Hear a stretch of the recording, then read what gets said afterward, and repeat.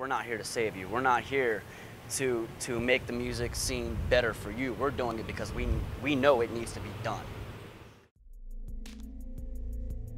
So, how did you guys start out? Talking about maybe from like childhood, when did you know you were interested in music? I started playing drums when I was 10, so I'm 25 now, it's 15 years ago. I've been in it all. I've been all over the country. I've toured in bands, managed for bands. I was in Jennifer Morrison, which is a big Baltimore band here. I just broke up about a year ago. You know, I was in Charleston, South Carolina in a band that was really big down there, so I've done that. And we got together. Actually, I used to deliver parts to his office. Yeah. And we met up, and he saw me at a show where I used to go to a hip-hop nightclub, and I'd literally just throw drum beats down, and guys would go over top of it and just flow up. And he saw me there one night and was just like, yep, we need to do this for real and not just have it be some freestyle thing. And then it went into we need to get beats, and you know, so now it's evolved into this where we're. Yeah, I mean, I've always wanted to be in the music industry. I mean, I've been told I was 3 years old telling my mother I was going to grow up to be a famous singer, so I can't sing to save my ass. But I started writing poetry when I was 8, and just the amount of encouragement that I got from that, because you know, apparently I had some kind of inborn talent for it that I didn't even know. They were just like, you got to keep writing, you got to keep writing. So I wrote and wrote, and it just evolved. And you know, as my music, you know, taste changed, so did how I wrote. And I actually I wrote my first actual like rap song probably about 9 years ago. And I sat on it for 2 years, and I ran into a friend of mine who I hadn't seen since high school, who had started doing it himself. And we kind of got together and built a group. And you know, he kind of influenced me a lot to get me going. And you know, we got this group called the Glass Men, which is like, you know, it's 3 of us that just started out from Catonsville, just nothing better to do. Yeah. And I mean, we're still good friends. We don't perform together as much anymore, but you know, there's a lot of feedback going back and forth even outside of that. And I started going out on my own and doing my own shows under the name Peter Parker. You know, I fronted a couple thrash metal bands, a couple punk rock bands, and I really found that my talents lied better in hip hop than everything else. So I just kind of took that and ran. And I mean, I've been playing Baltimore for 6-7 years now, and it's just been, you know, there's been bad shows, there's been great shows. But like he said, I met him at a show, and it was a horrible show. It was so bad.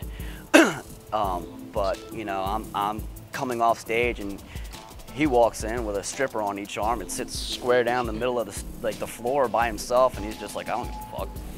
And you know, and like as soon as he walked in, I was like, I want to be that guy. So you know, we started talking outside the club, and we started, you know, talking about the music and everything. And I had just had a band. It was a full band called Lockjaw Lullaby that we did literally 2 shows, and had 3 more on the table when everybody just decided to leave. And I was looking so hard to take that and start running with it again, because it was beautiful. And like he said, he came into the shop, delivered parts one day during my day job, and I was like, I remember you, come here.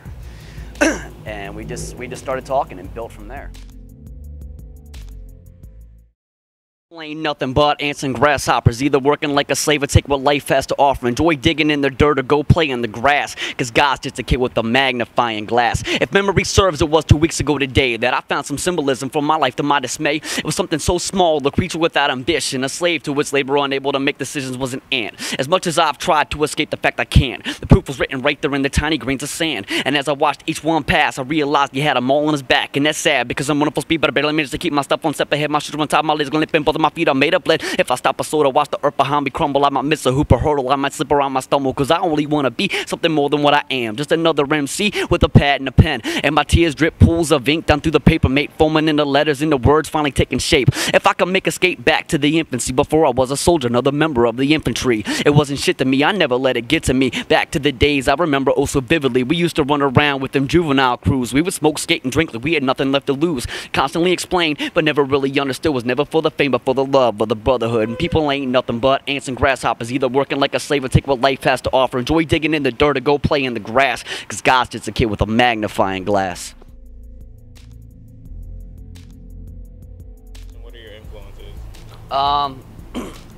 A lot of, Barker DJ AM's mixtape. That's where the whole idea came from. yeah, It is drums and vocals instead of a DJ and vocals. Rest in The peace. drums, yeah. yeah. So it's that kind of thing. I mean, essentially, as far as my writing's concerned, as far as like my lyrics are concerned, you know, I take a lot from Sage Francis, a lot of Atmosphere, Aesop Rock, Brother Ali. I mean, there's even, you know, notes in there that go back as far as George Jones. You know, the original old country songs where they would say, you know, essentially, fuck you, bitch, in the most poetic, profound way possible. And, you know, it's just, that's a lot of the stuff that I talk about is those situations where you just have to stop and go, you know what, I'm gonna say this either as politely as possible and as artistic as possible, or I'm just gonna shove it in your face and look, you have to deal with this. Okay. So I mean, it's a lot of personal issues, a lot of I wouldn't say so much political issues, but a lot of like situations that happen in life that people just kind of, you know, overlook and sweep under the rug. Okay. We've got a song called City of Fables, which is it's basically the song is a modern day take on an old school fairy tale. And it was actually a concept that was brought to my attention by a buddy of mine named Jimmy the Mole, who I rap with on and off. And what I did with it was I took Goldilocks and the Three Bears and I essentially twisted it into a modern day Russian slave trade. Whereas Goldie is a woman brought in as a drug mule and then forced into prostitution by the Three Bears, the mother, the father, and the son. And you know, it's a very blunt, very in-your-face way of putting this situation that people just tend to not think about, because you know, it's one of those things they don't like to think about and they just overlook it. So, you know, there's a lot of issues like that. There's a lot of stuff about drugs. There's a lot of stuff about insomnia. We just recently actually got to sit down and start making the music that we wanted to make. And There's a lot that goes into it. So because of not having a band, as a drummer and a vocalist, we have to make our beats from scratch. We record our own guitars. We'll record different sounds, noises.